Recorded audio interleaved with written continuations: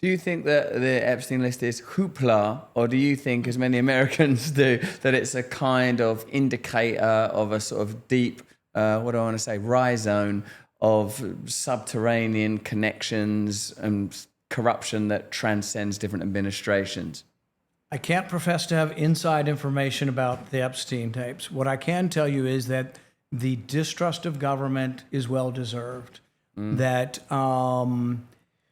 I've been pouring through and trying to get records about why we funded the research in Wuhan, China, that I think became the pandemic.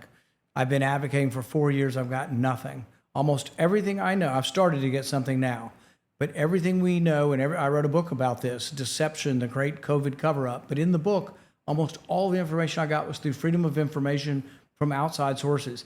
Outside sources were better at getting information by suing the government than I was as chairman of a committee now. Oh my God. So come January this year, with the new administration, I gave subpoenas to 14 agencies, and these are now friendly people. I know most of the people at these agencies, and yet 6 months in, it's taken me 6 months, and I'm still trying to get information.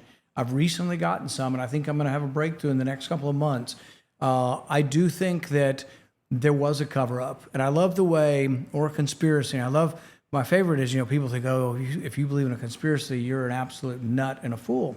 And I said, well, George Carlin described this the best. George Carlin said it's not necessary to believe in a conspiracy, only to believe in a convergence of interest. So the way I imagine the COVID conspiracy is, you might have 250 people involved in the COVID conspiracy, all worked in government, and maybe they never met each other. But their convergence of interest is, holy shit, we funded this. If word was out that I reviewed this and I funded it, so it's like, I'm putting this at the bottom of the stack, or I'm erasing this. And that's what happened. So it was a conspiracy where some of them knew each other and some of them were involved in a cabal, but most of them had a common interest of cover-up, because 15 million people died and they made the foolish decision to fund this. And it's extraordinary what we have found. Almost everything is from whistleblowers and from freedom of information. There was a Major Murphy who worked in DARPA, which is part of our defense industry research. He revealed that the research that led to this was applied for in 2018 by the people in Wuhan, China. They didn't get it in 2018, but it was almost exactly what COVID began. What it became was what they had applied for in 2018, but nobody came forward. So there were other people on this 2018 project. There was a professor in North Carolina. When he saw that COVID had this special furin cleavage site to let it enter into cells, why wasn't he ringing up Fauci and saying, holy crap, they did it. They did it. They finally did what we asked for the money. We got denied the money because it was too dangerous. They did it anyway. This mirrors what our research proposal was going to do. And yet he met with Fauci in February of 2020. He's been at the White House. How come he never mentioned anything? 15 different agencies heard this proposal, and when they found out that the virus had this special cleavage site, they should have been going, holy cow, last year I heard a presentation from the same people in China wanting to do this, and now the virus just coincidentally starts in Wuhan, China, and has the special cleavage site in that they were proposing doing in an experiment in 2018. Nobody did that. Yes. Because there was a conspiracy of cover-up. Yes. From people, all had a convergence of interest that said, we don't want anybody to know that we were forewarned, and we still made a stupid decision to fund this research. Yes, if you met Lee Harvey Oswald at a shooting range and he was practicing shooting from a shop window via branches and trees at a grassy knoll. It's just a coincidence. So, but although ironically, he was likely not working alone. So this convergence of interests, I wonder, it seems to me that one can stimulate environments where interests converge near continually. And I suppose that what the, again, I'm not particularly interested in the sort of licentious aspect of the Epstein list. I'm more interested in what external forces might generate the convergence that you're describing around COVID, which this convergence, again, became rather broad when one examines the subsequent wealth transfer, the ability of governments to regulate. That must have irked you some as a libertarian to see this authority legitimized at such an extraordinary scale. And I wonder if really what COVID provided was a window into the ordinary machinations of power rather than an anomalous event, i.e. it was just a concentration of what happens more broadly, continually. Yeah, but I think it's evidence of where the distrust of government comes from, Yes. and I think has built up over time. If you go to the Epstein tapes and you say, is there any principle other than the licentiousness that intrigues people about who was on the island, how rich they were, and justice? Well, the one thing underlying this that libertarians have complained about for a long time is they use the RICO statute and conspiracies to gin up penalties.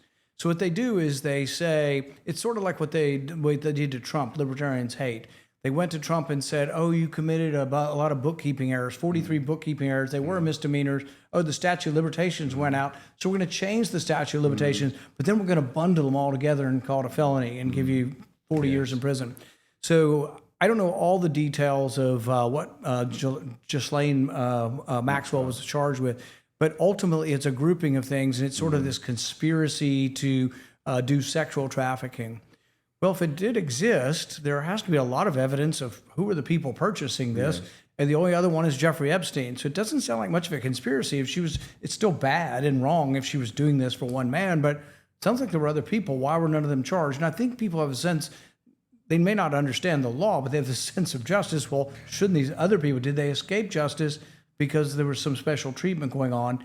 And I think that's what people dislike most about the law. They like the unfairness of the lawfare against Trump, but then they also like the unfairness of, well, if I did this, I'd be in jail for 20 years. Yeah. And now all these rich people got off because they were rich and they had connection. So I think the unfairness of that resonates with people. But there is a libertarian principle underlying it that we don't like RICO.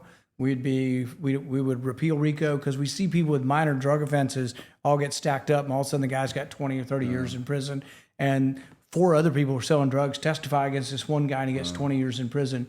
This has happened with a lot of different cases that libertarians get upset about. Most coffee, all it does is it helps you to organize a stool in that inward back pocket you call the butt. What does it also do? It leaves you feeling all down, jittery, foggy, and needing another cup of coffee. You can only trust 1775, the one true coffee of revolution. Rejuvenate coffee is science-backed coffee. It's real Arabica beads. Arabacadabra, I say, because it makes me feel absolutely magic. It's infused with CAAKG, which is a kind of like a rifle, like an assault rifle, but it's assault in your central nervous system with delicious beans, baby. A compound shown to support cellular energy, metabolism, and even healthy aging. If you care about how you feel now and how you'll feel 10 years from now, this is your coffee. Go to 1775coffee.com/me probably and order Rejuvenate coffee today. Fuel your body, protect your future, rejuvenate, you sick perverts. Thanks for watching the video. Have a look at this one over here or join us Monday, Tuesday, Wednesday, Thursday on Rumble.